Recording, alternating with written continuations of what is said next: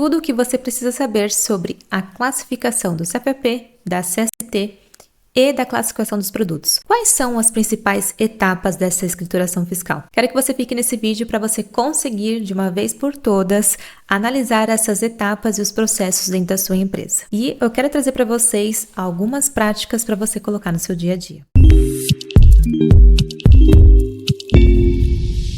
Eu quero aproveitar para te informar que nesse mês nós vamos estar na Black Friday. Para você se inscrever e aproveitar as nossas ofertas e os nossos bônus, clica aqui para você entrar no nosso grupo VIP, nesse primeiro link que a gente vai colocar aqui no nosso YouTube, no nosso canal, tá? Então, só clicar para você entrar e participar do nosso grupo VIP e receber todas as informações. Graziela Santos falando, sou especialista na área tributária, em tributos indiretos, sou fundadora da NET Fiscal, a escola que te ensina na prática o departamento fiscal, com valor de R$ 69,90 mensal por mês. Você vai ter acesso a todas as aulas que já temos na plataforma. Toda segunda-feira a gente tem uma aula ao vivo, trazendo todas as atualizações da área fiscal, vários cursos e também tira dúvidas com os nossos professores referente aos conteúdos. Além disso, as sugestões que os nossos também traz pra gente, né, como as trilhas dos estados e também todos os conteúdos e materiais que disponibilizamos para os nossos alunos. Então, você que ainda não sabe sobre a NET Fiscal,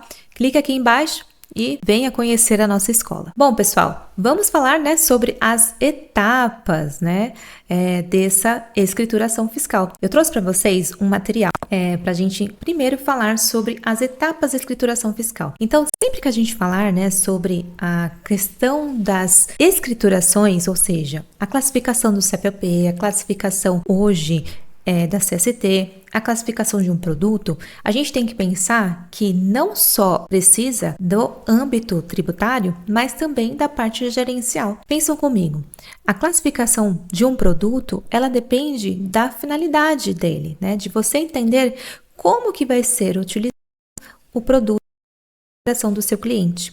Então, é de suma importância você ter essa consciência de como vai ser utilizado aquele determinado produto na operação do seu cliente. Ou seja, você vai precisar ter a atenção na classificação gerencial desse cliente.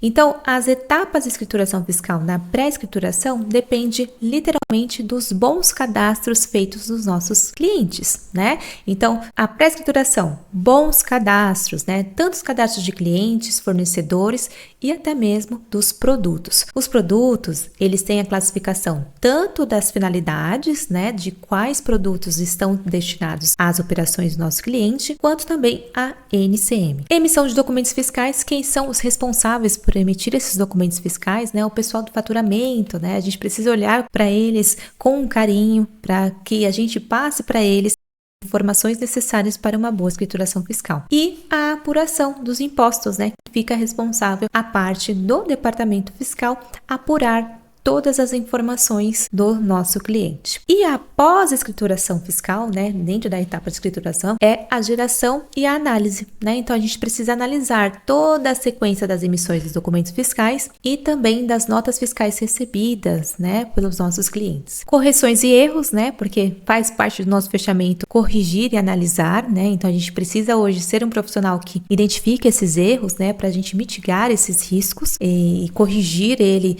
lá no início do processo, né? Não constantemente. Então, se hoje você tem um erro que você todos os meses você está apontando, é porque a gente tem algum erro de processo. Então, volta lá no processo e reveja o processo do seu cliente, porque com certeza você vai conseguir trazer uma produtividade maior, né, no seu fechamento se você for no início desse erro e corrigi-lo, tá? E o envio das obrigações acessórias, que o departamento fiscal, ele é super responsável por isso, né? E aí a gente tem a classificação dos produtos, né? Então, inicialmente, a gente precisa entender que a classificação dos produtos, ela faz parte, literalmente, de uma classificação gerencial. Ou seja, você como profissional fiscal, você como profissional contábil, você precisa saber sobre a operação do seu cliente, né? Aqui eu trouxe para vocês uma ideia de que existe uma regra geral, né, de que a gente consegue entender que alguns determinados segmentos, eles têm uma classificação que a gente pode, né, particularmente entender que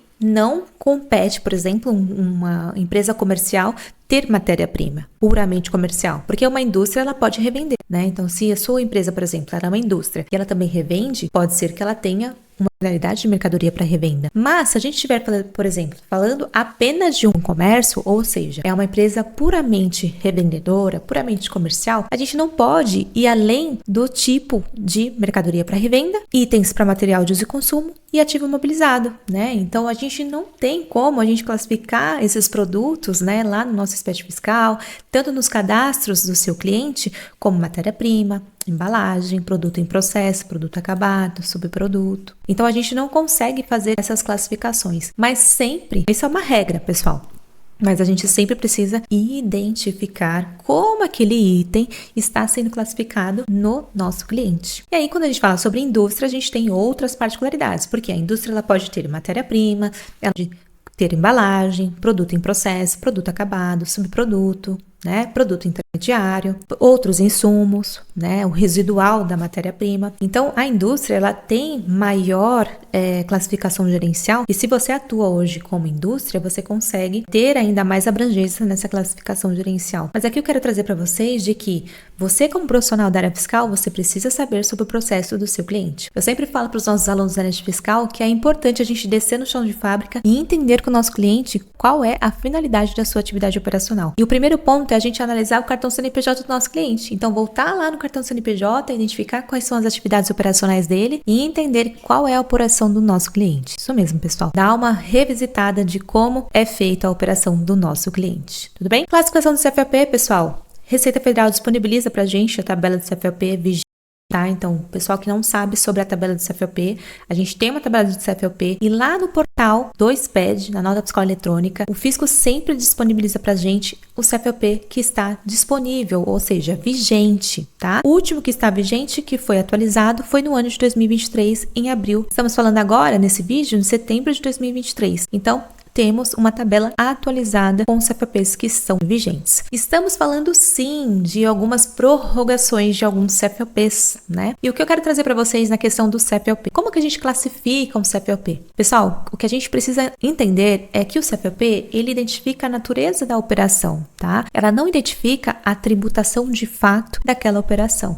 Então, o fisco vai analisar o CFOP para que ele identifique o que aconteceu naquela nota fiscal eletrônica. Ele não vai olhar o CFOP para identificar a tributação. Sabe por quê? Existe a CST, pessoal. Então, é a CST que vai demonstrar para a gente qual é a origem e qual é a tributação, né, dos nossos impostos referente à mercadoria. Então, o CFOP ele vai trazer a natureza da operação para mostrar para o fisco qual é a operação referente àquele documento e a CST vai trazer a origem e também a tributação, né? Aqui, ó. Ela vai trazer primeiro a tabela A, né? Trazendo a origem do produto e a tabela B, a tributação desse produto. Então, ela vai trazer pra gente, conforme os regulamentos, se ela é tributada, se ele é monofásico, se ele é isento, se ele sofre redução, se ele tem isenção, se ele tem suspensão. Então, o fisco, ele vai olhar para tributação do fiscal via CST. Então, ponto importante aí pra gente nesse vídeo, né? A classificação do nosso CST. Você está olhando o regulamento e identificando a CST correta? Vou trazer para vocês um exemplo para a gente ir finalizando esse vídeo. A gente fala, né, que o ICMS ele é base nacional quando a gente fala sobre a Lei Candir, certo? Mas os estados, eles têm as suas próprias legislações, os seus próprios regulamentos. Trouxe para a gente uma operação, né, que é a remessa para conserto, que lá no CFOP a gente iria identificar com uma CFOP correspondente da natureza da operação, ou a gente podia utilizar 1915, ou 2915, ou 5915, ou 6915, ou até mesmo o retorno, né? 1916, 2916. Então, veja, para a gente identificar aqui a natureza da operação, né? Que é a remessa para conserto, a gente identificaria a FOP dessa operação, tá, pessoal? Aí a gente poderia colocar essas que eu coloquei para vocês, 915, 2915 ou 1916, né, 2916 e assim por diante. Então,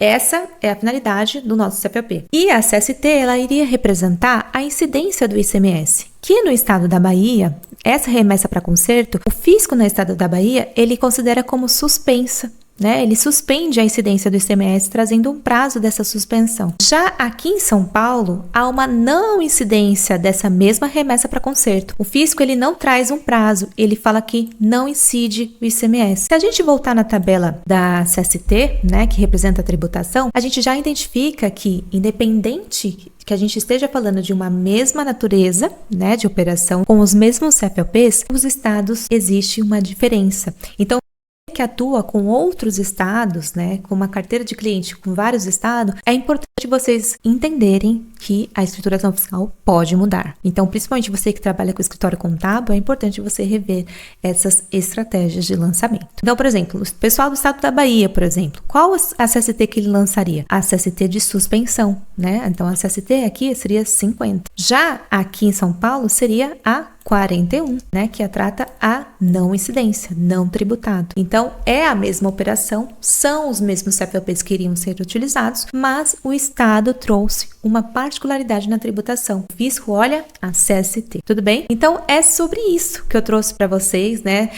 mais esse vídeo, para trazer essas características, essas importâncias de vocês analisarem a boa escrituração fiscal. Curta aqui esse vídeo, comente se vocês gostaram, como vocês fazem essas escriturações fiscais. Já se inscreva porque a gente vai trazer mais vídeos como esse.